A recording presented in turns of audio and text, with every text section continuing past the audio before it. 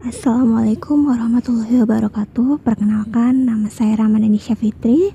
Saya mahasiswa dari Universitas Islam Negeri Sumatera Utara, Prodi Tadris IPA S3. Di sini saya membuat video ini yang berjudul Pengawas Sekolah dan Pelaksanaan Supervisi di Sekolah untuk memenuhi tugas ujian akhir semester mata kuliah Pendidikan Administrasi, di mana dosen pengampunya adalah Dr. Fridianto MPDI. Oke, daripada lama-lama, lebih baik kita saksikan videonya sekarang. Yang pertama adalah pengawas sekolah. Apa itu pengawas sekolah?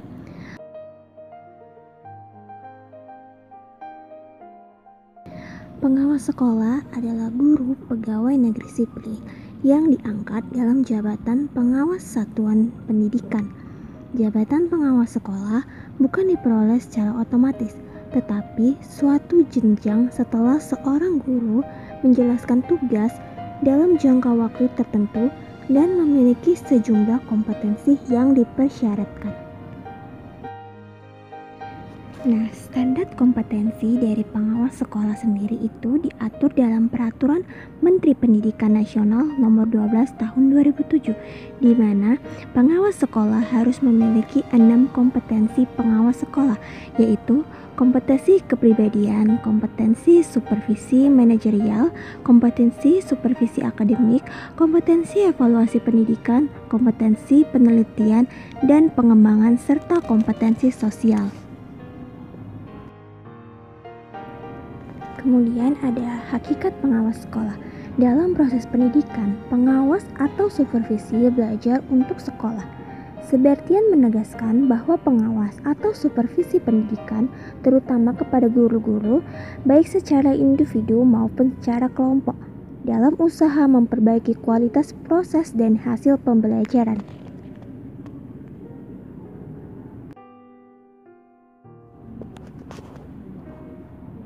Cara melaksanakan supervisi.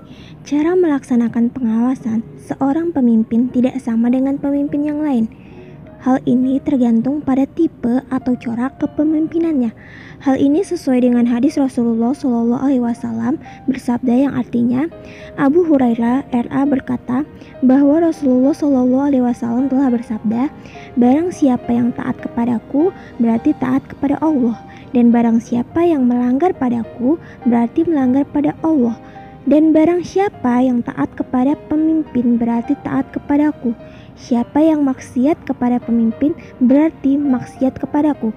Hadis riwayat Bukhari dan Muslim. Maksudnya di sini, seorang otoriter menjalankan supervisi untuk mengetahui kesalahan-kesalahan petugas dalam melaksanakan tugasnya, yaitu menjalankan peraturan dan instruksi yang diberikan oleh pusat kepada bawahannya.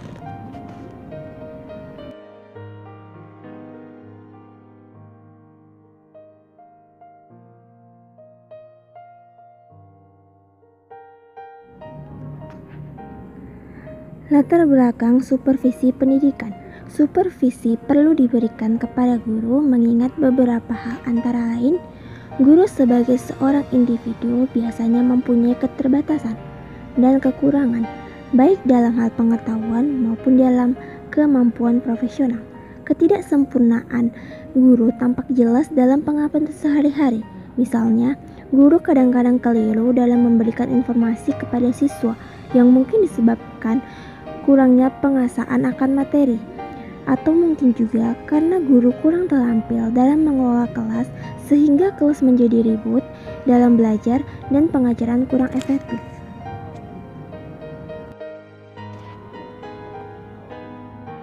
Ketidaksempurnaan ini perlu ditingkatkan dengan memberi supervisi.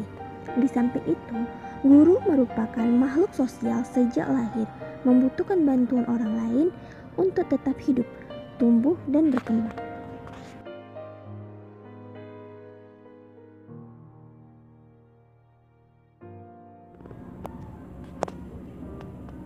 Kemudian ada tujuan pengawas sebagai supervisi. Pada zaman penjajahan, supervisi dijalankan oleh pemilik sekolah atau kepala sekolah terhadap guru-guru di wilayahnya. Tujuannya ialah untuk mengetahui apakah segala peraturan, perintah, atau larangan dijalankan sesuai dengan petunjuk. Apabila semua sudah sesuai dan tidak menyimpang sedikit pun, maka sekolah itu dinilai baik. Para karyawan mendapat kredit baik dan menerima hadiah seperti kenaikan pangkat, kenaikan gaji, dan sebagainya.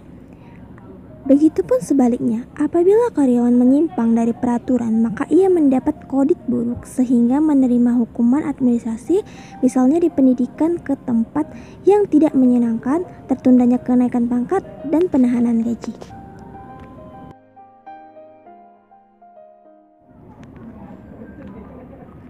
Yang terakhir ada jenis-jenis kegiatan supervisi. Jenis-jenis kegiatan supervisi meliputi banyak hal, tetapi saya di sini hanya menjelaskan 3 poin saja yang menurut saya menjadi poin utamanya. Yang pertama ada penelitian terhadap keadaan guru atau orang yang supervisi dalam menjalankan tugas-tugasnya.